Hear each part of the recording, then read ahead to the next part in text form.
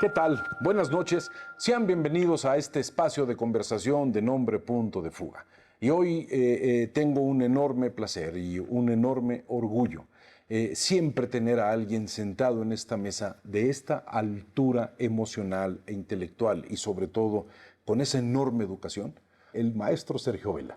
Qué gusto, mi querido maestro. Raúl, encantado de estar contigo y pues muy agradecido con tu cálida y generosa bienvenida. Es lo único que se merece. Gracias de todo corazón. Vámonos al grano, maestro. Sí, señor. Mire, darse una vuelta, caminar e intentar caminar por esta ciudad que antes era un privilegio para nosotros, ahora se ha vuelto un dolor.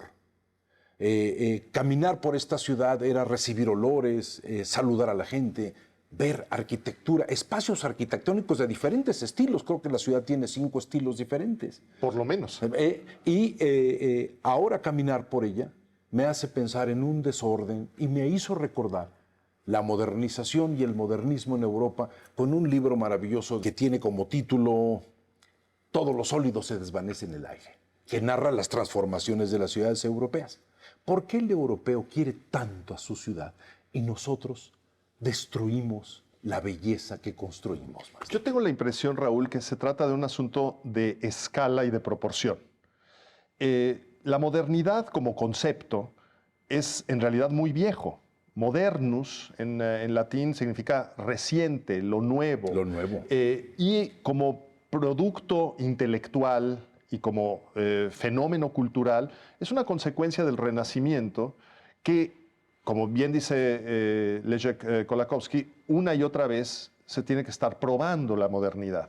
Es decir, hay una necesidad crítica. Y lo que vemos en el caso de las ciudades iberoamericanas, porque no es nada más el caso de México, es el de un crecimiento desordenado. Absolutamente desmesurado y desordenado. Entonces, lo que ha sustituido, digamos, una vida muy equilibrada, que era la vida urbana frente a la vida rural, en este momento se llevan décadas ya de acumulación de presencia en la vida urbana. Se piensa incluso que el retorno a una vida rural o es algo retrógrada o es algo absolutamente imposible. Me parece que ese tipo de juicios totalmente categóricos niegan que la historia es dinámica y es pendular, ¿no? Que la sociedad es dinámica. Incluso hoy, con todo el tema del confinamiento, ha habido una nostalgia e incluso personas que pretenden volver a una vida rural. No sé si de manera permanente o no, eso no lo podremos saber sino en el transcurso del tiempo. Pero ¿a qué quiero llegar con esta reflexión? En la medida en que las ciudades pierden una dimensión humana, caminable, disfrutable, peripatética. Exactamente. Entonces se empieza a destruir lo que existe para que haya más capacidad para albergar personas que emigran hacia las ciudades. Y por supuesto, quienes tienen menos posibilidades económicas van creando cinturones de miseria que en algún momento se vuelven urbanizaciones, en otro momento se quedan en ciudades perdidas. Hacinamientos. Hacinamientos. ¿Y qué sucede? Por ejemplo, en la Ciudad de México nos encontramos con un fenómeno rarísimo, que es la casi inexistente población fija en el centro histórico. Es decir, el centro histórico sigue siendo extraordinariamente dinámico de día. Sí. La gente va a comerciar y alberga el 10 o el 15% de la población que podría vivir en el centro histórico. Y es un verdadero museo. Sí, pero déjeme contarle algo de una transformación. Lo que los rusos quisieron hacer con San Petersburgo. Hacerla la ciudad más moderna, la ciudad que fuera el nuevo París, era el espíritu. Decían, se puede en todos los estilos, menos el estilo decadente de Moscú, decían ellos. Sí. San Petersburgo es una ciudad bellísima. Recuerdo en esa plaza maravillosa la torre, donde ahí se torturaba la gente y era una contradicción, en medio de la gran belleza, la sombra de la tortura. Ahí, en este San Petersburgo, Dostoyevsky entendió lo que significaba el hombre del subsuelo. Claro. El hombre común y corriente que salía a caminar y que veía los contrastes de la riqueza. Y este hombre del subsuelo que narra Dostoyevsky ve a generales importantes caminando, la gente les da el paso, él se empieza a sentir inferior, pero sabe que la ciudad le dio el permiso de salir a caminar. Y un día decide no bajarse de la banqueta y pasar en medio de estos generales para que lo respeten. Y él se prepara para eso y empieza a caminar y ve al general con su familia. Dice, yo voy a pasar y no los voy a saludar. Y este hombre del subsuelo camina y cuando está justo 4 metros enfrente de ellos, se tropieza, se cae. La familia casi pasa encima de él. Sí. Ese hombre del subsuelo necesitaba una ciudad bella. Una ciudad bella puede ser un antídoto contra la neurosis, contra la ansiedad, contra el enloquecimiento, maestro. Eso lo quería mencionar por lo urbano. Ahora es muy interesante que menciones a Dostoyevsky, porque también de ahí viene esta idea de humillados y ofendidos, ¿no? Entonces estos hombres que en el contraste de clases encumbradas y clases menesterosas viven toda esta diferencia como un atropello a su dignidad. Sin embargo, al referirnos a San Petersburgo, no debemos olvidar que la belleza de San Petersburgo tuvo un precio altísimo. Que hubo que ser pagado desde el momento en que Pedro el Grande decidió emprender la construcción de una ciudad.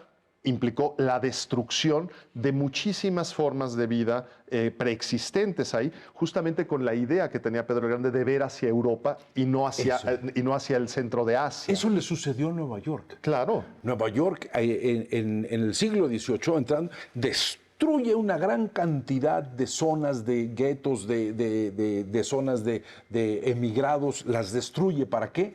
Para hacer el símbolo icónico de Nueva York, los puentes estos del arquitecto Harold Moses. O sea, hay que hacer una destrucción para colocar esto. Lo mismo ocurrió en París con Haussmann. El arquitecto. Haussmann o Haussmann, como le dicen en francés, aunque el apellido es alemán, alsaciano, Haussmann, destruyó buena parte del viejo París. Claro, y eso hace que hoy París sea París.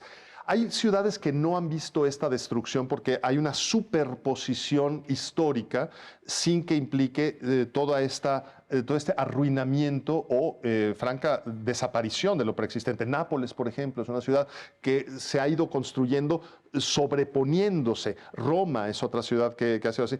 Londres es una ciudad sin centro. Tiene muchos centros. Es muy curioso.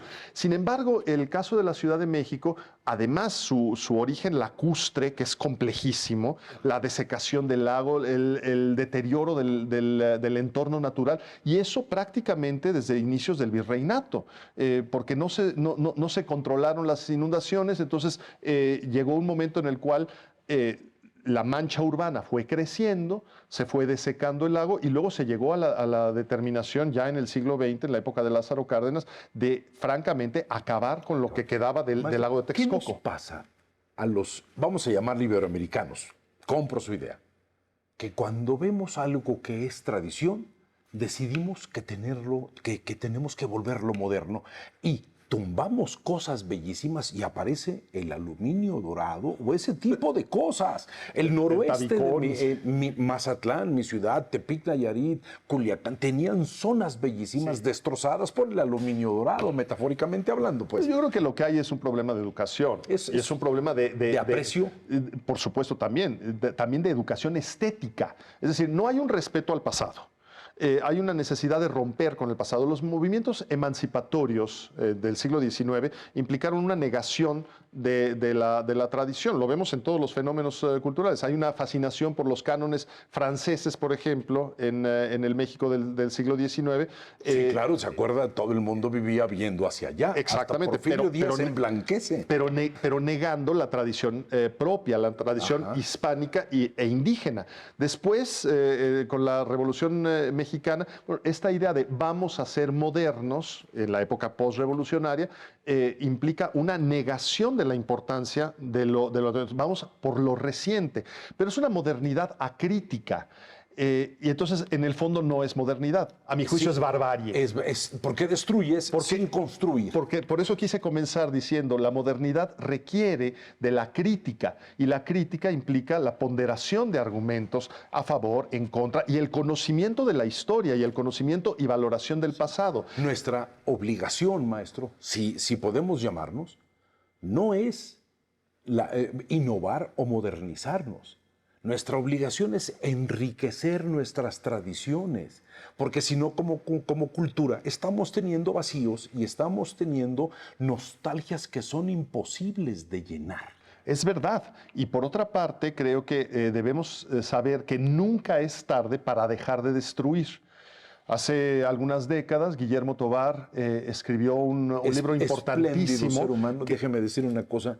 El único niño que nació adulto, murió adulto siendo un niño. Tuvo ese proceso a la inversa. Perdón. No, me parece Grandioso, una bellísima forma de describir a Guillermo, que hizo grandísimas aportaciones. Guillermo Tovar de Teresa escribió y publicó este libro en 2 volúmenes, La Crónica de un Patrimonio Perdido, que es un libro dolorosísimo. Es decir, un recuento iconográfico y crítico de la destrucción del centro de la Ciudad de México. Bueno, afortunadamente se han preservado muchas cosas. No todo lo que había, por supuesto, y mucho es irrecuperable, pero nunca es tarde para dejar de destruir y también para darnos cuenta que hay productos, construcciones, etcétera, que hoy a lo mejor no las vemos como clásicas en el sentido de que perduran en el transcurso del tiempo, pero que pueden llegar a serlo. Indudablemente. Por ejemplo, vamos a mencionar el que está muy cerca de donde nos encontramos en este momento, la Ruta de la Amistad. La Ruta de la Amistad, esta serie de esculturas que fueron construidas... 1968. 68. Evidentemente, el trazo Se lo comió. Se comió la Ruta de la Amistad, lo que iba, digamos, de San Jerónimo hasta Cuemanco. Que no había nada. No había nada. Entonces era un festín escultórico, era un jardín escultórico en ese enorme bulevar que era el periférico, que hoy está lleno de pasos a desnivel, etc. Sin embargo, con un patronato... que lleva muchos años de hacer una labor muy importante, las esculturas todas están preservadas, incluso movidas del lugar, pero preservadas. Algunas escondidas, que Algunas eso hace sí. que la gente pueda tener un encuentro maravilloso. Pero entonces me parece importantísimo que algunas construcciones tengan esta protección. Voy a poner otro caso que es paradójico. Ciudad Universitaria es un icono, desde luego, de nuestra cultura y, digamos, de la modernidad en el mejor sentido de la palabra. Está en nuestro inconsciente Bueno, colectivo. es patrimonio cultural de la humanidad. Paradójicamente, la construcción de CEU hizo que el barrio universitario del centro histórico fuera abandonado y contribuyó a la decadencia y contribuyó a la decadencia del centro histórico. Es una gran paradoja. Y sin embargo, la universidad se ha dedicado, siendo el centro de masa crítica más importante de nuestro país, a preservar todas sus construcciones que forman parte del patrimonio universitario. Entonces, ¿qué resulta? El Palacio de Medicina, odontología, el Palacio de Minería, etcétera, San Ildefonso, están preservados y están vivos como centros culturales. Y a la altura de cualquier ciudad. Sin duda, sin duda. Maestro, el tiempo que estamos hablando nos está obligando a que seamos modernos y manejemos síntesis, maestro. Yo solamente quiero terminar con esta plática maravillosa que hemos tenido. En el Palacio Nacional hay una fuente con un pequeño Pegaso que va hacia arriba. Es un libro interesantísimo de Guillermo Tovar y de Teresa que se llama Pegaso. Y ese Pegaso es la simbolización del vuelo de nuestra cultura hacia arriba. Eso era el espíritu de Sor Juana de Góngora, ese Pegaso que era el sello. Esperemos que esa simple estatua nos haga sentir la necesidad de seguir volando hacia arriba y no buscar el subsuelo como un recurso ante lo que estamos viviendo. Maestro, Raúl, es un placer. Un placer para mí. Muchísimas gracias y los esperamos el siguiente sábado en este espacio de conversación de nombre Punto de Fuga. Gracias, maestro. Gracias, por Raúl. el tiempo y la nostalgia. Placer.